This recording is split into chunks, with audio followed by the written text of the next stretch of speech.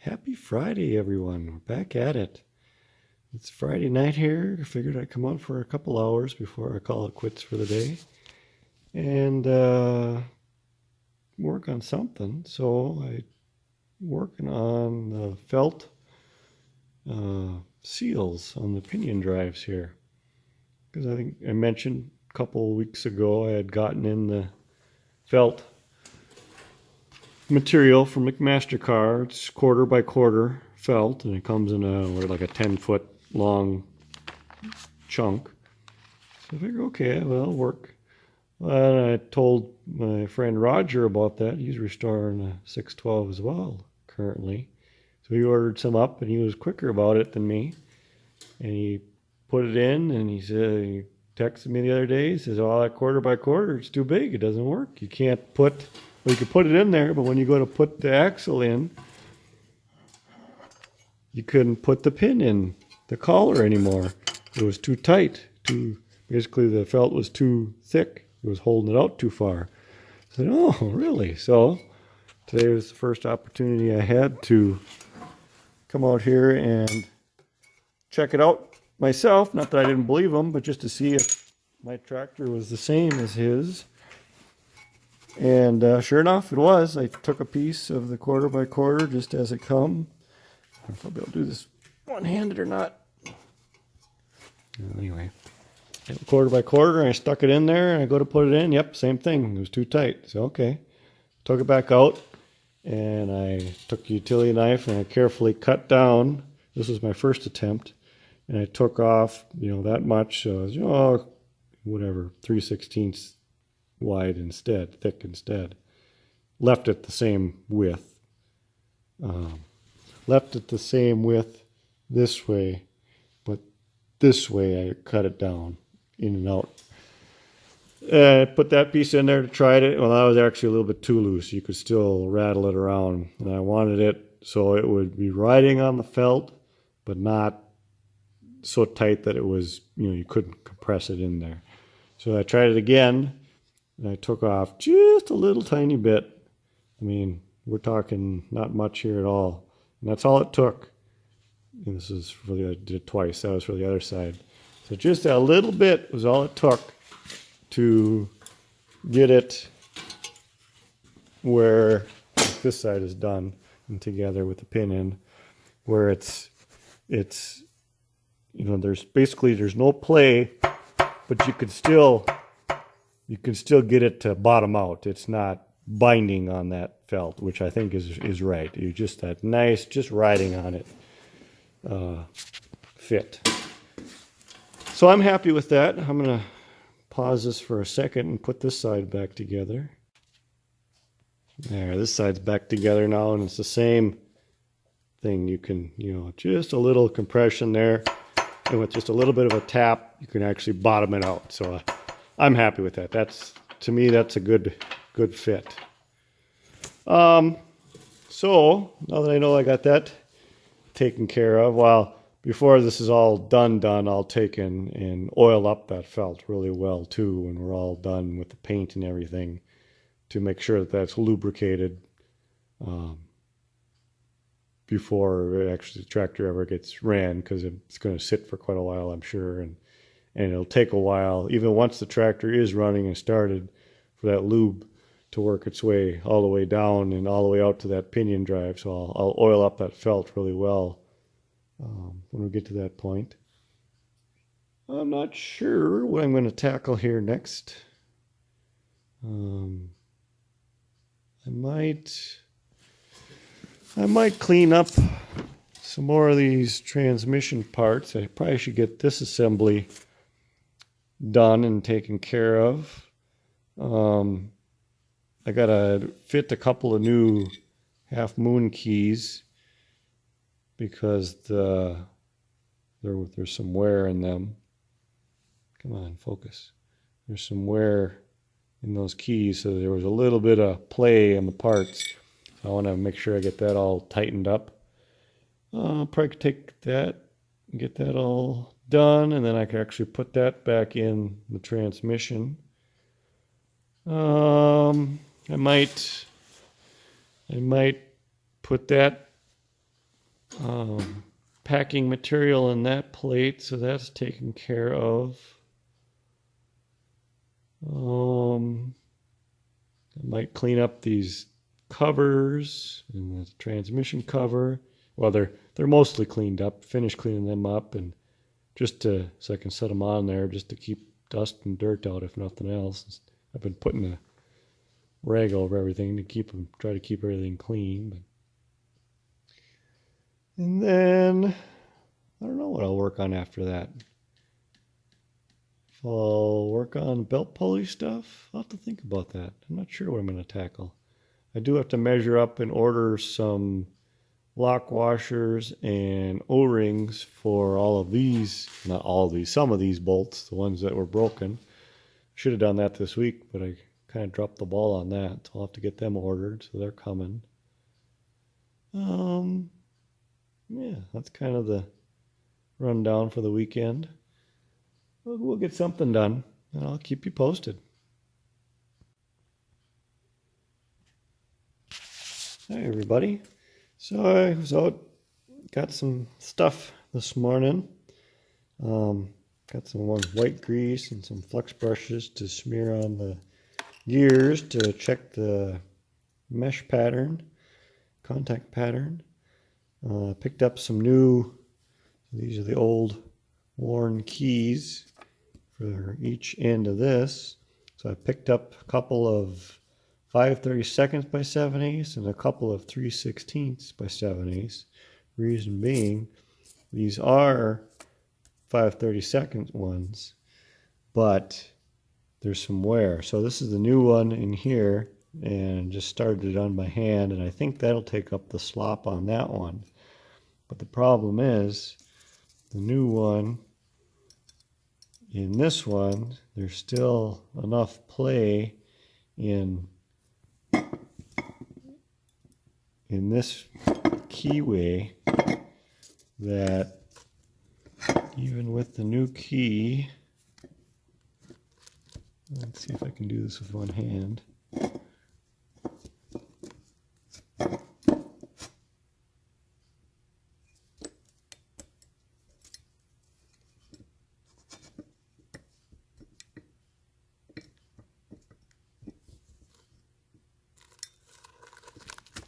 There we go. Oh, there goes the grease. Whoops. So even with the new key, they're still loose. Which is not good. So my thought is, if I take these 3/16 ones, which are a little bit wider, custom file them down to get a nice snug fit, is going to try to be my solution for that. And if that doesn't work, then we'll figure out what to go from there. Maybe cut a new keyway or something. But we're going to try that and see what happens. I brought some gasket material out to make a gasket for this transmission cover. Make some gaskets for the top of the final drive covers. I think maybe we'll clean up that top differential cover there and hardware. Maybe clean up this brake band, get that in next time I have the transmission off, because it's easier to put it in there from the back than it is from the top. And maybe we'll get this, if we can figure out the keyway, get happy results with that, maybe get that whole assembly put back together, and that can go back in the transmission as well next time transmission is off. So just a little update, tell you where I'm at here this afternoon. I'll probably work out here for a couple hours and call it a day. We'll see what happens.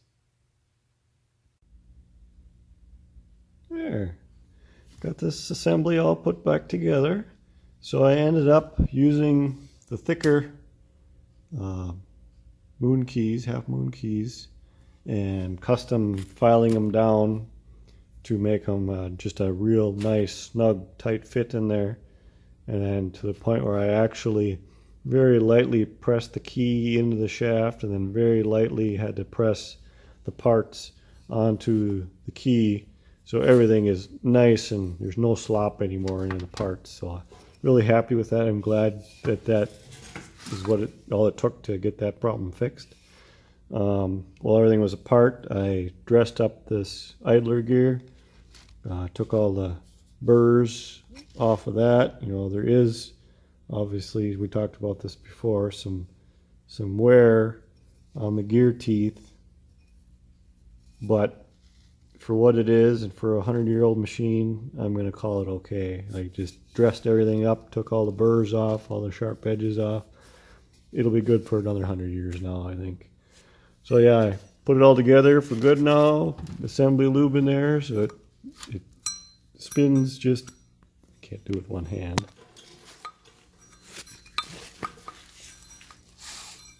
Spins just beautifully.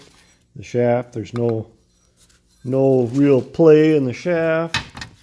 There's just a little bit of end play in that, but that's how it was, so I'm calling it good. Just got to put a couple of cotter pins in these castle nuts, and this assembly is done. So that's kind of a nice little victory for the day. Maybe tomorrow I'll take the transmission back off and put that inside of the transmission, put that together. Because I think that can go in for good now, I think.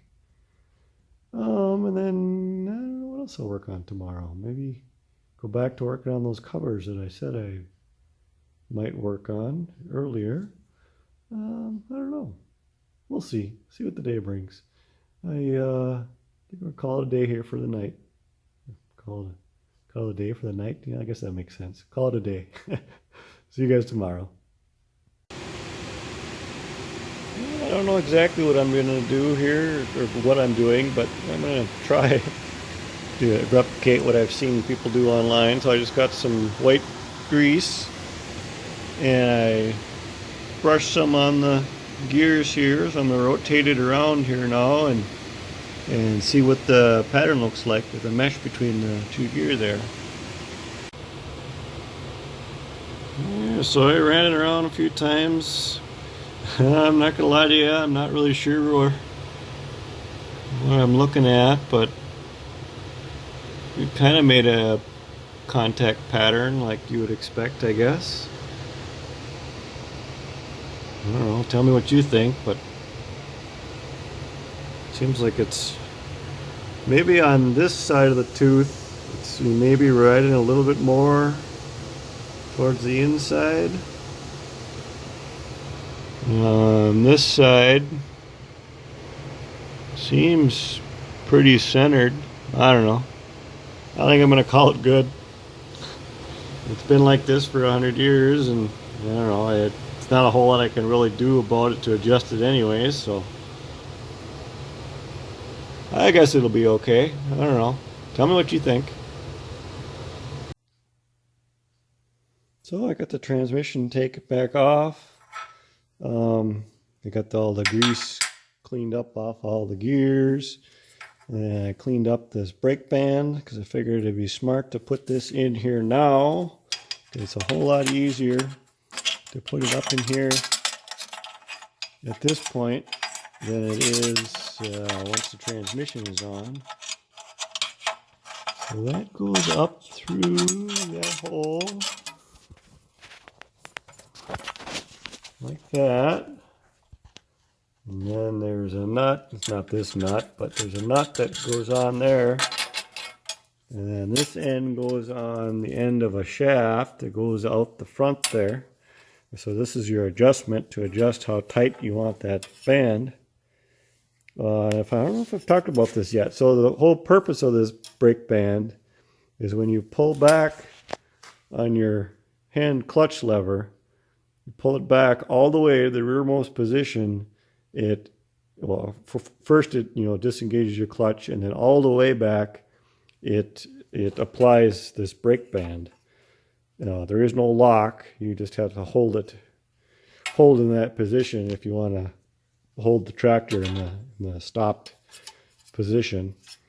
So I put that in there now so I don't forget later. I got this slider gear cleaned up. It was pretty ugly. There's a lot of ugly teeth on this one. It's almost like there was voids in the casting. And you got, big chunks like that I don't know if it was actually chunk that actually came out of there, or like I said, if there was porous, casting to start with, but pretty ugly. But I cleaned it up the best I could. I think it'll work. It's going to have to work. If I was going to make any of the gears over again, this would definitely be the one because it's got the most wear on it. But I think it'll be okay. And even if I do want to replace it down the road, it's a relatively easy one to get back out of the tractor. And I'll explain what I mean by that here now. So I was figuring out my order of operations here, how I want to put this together for good. So at this point, since I'm pretty confident that the backlash with the gear and that is good, I think that both final drive, pinion drives can come apart.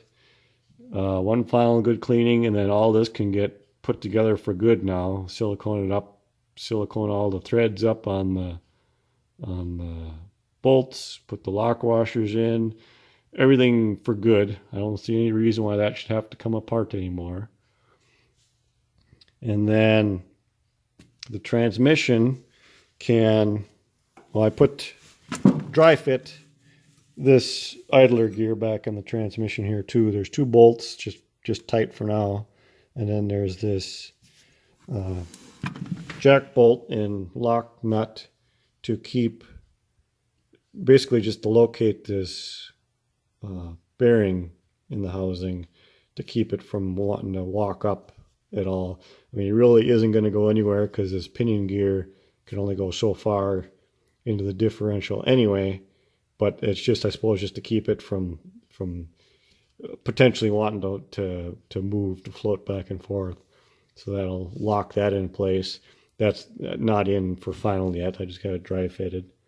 So I put that in there just to make sure that I wouldn't knob myself as far as putting the main shaft back in, because I'm still waiting on to decide what I want to do with that spline shaft. I'm leaning towards it's probably going to just be what it is, because the little bit of reading and stuff I've been doing and talking with people, it doesn't sound too promising as far as fixing that, as far as like welding it up and remachining it. It doesn't sound too promising, but I'm still kind of working on that. But anyway, so I can put the transmission onto the differential, and then this main shaft, slider gear, and shifting rail and fork can all go into the assembly after it's assembled onto the differential. So first I'd put, because this you can put in through the side cover. You go in this way, then you actually got to flip it back around. But you can do that from in here. I already dry fitted it once. Get it in here, flip it around, feed the main shaft through, slide the slider gear on. That would seat all the way in. Then this plate would hold the whole assembly in. So you can do that all from the back side here, no problem. And then after that's all set, and for good, I'll probably take this whole assembly off the engine stand, set it on the bench or whatever, and then feed the shifting rail fork back through, this direction, so that leather seal doesn't potentially get wrecked. Of course, that's another point. I got to make sure I put that seal in now at this point before I put the transmission on. So there's a lot of doing things in the right order, or you're going to have to redo things because, certain things you can only put together certain ways, certain order. So I think we got it all figured out here. And like I said, that main shaft can be the second to last thing to go in, you know, until I decide whether or not that spline is going to work. And even if, like I said earlier, even if I do have to pull that back out down the road, it's just a matter of pulling the belt pulley assembly, pulling off this rear cover, and then that whole shaft can come right out the back then without too much hassle. So that's kind of good to know, keep in the back of my mind that is an option down the road if it does come to that. So I think we're pretty much probably going to wrap it up here as a day. It's getting to be about, I got to go home and fix supper. So I didn't get nearly as much done this week as I kind of, you know, thought I would, or most other weeks, but that excuse me. That's how it goes some weeks. You get more done. Little bit of thinking involved this week. Just figure out his order of assembly and whatnot. But yeah, it's coming right along, and I'm happy with how things are going. You know, got some progress done. This whole thing, sub-assembly, is done, and basically I can put that together for good now. And yeah, it's coming together. It's coming right along. We'll get her. A few more weeks here. All right. Thanks for watching, everybody. Okay, one more just to show you here. So I put the main shaft in, just kind of, I didn't drive the bearing all the way in, but it's just roughly in there. So, and the shifter fork and slider gear in there. I don't know how well you'll be able to see all this. Let's see if I can find a spot here where you can kind of see. I set the camera there. So this is the slider gear. So the main shaft, I'm just move the slider gear back so you can see what's going on. But so that would be, I think that is forward gear going like that. And then you can slide it over. That would be neutral. When the clutch is out in neutral, the oil flinger is still turning.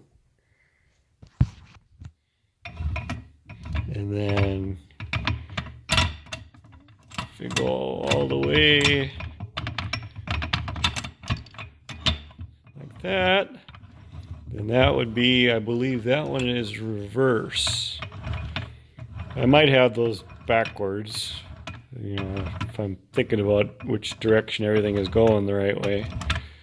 But I think that's reverse. Like I said, that would be forward, I think. But just to kind of show you how that transmission all works in there, I think that's kind of neat just to see the operation of it all.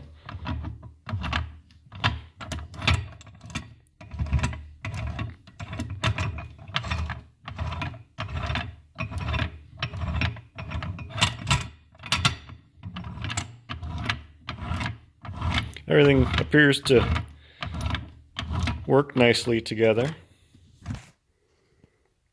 So just a little shot of that, I guess. Thought that'd be kind of neat for just to see what the inside, how that all works together. All right. See you guys next week.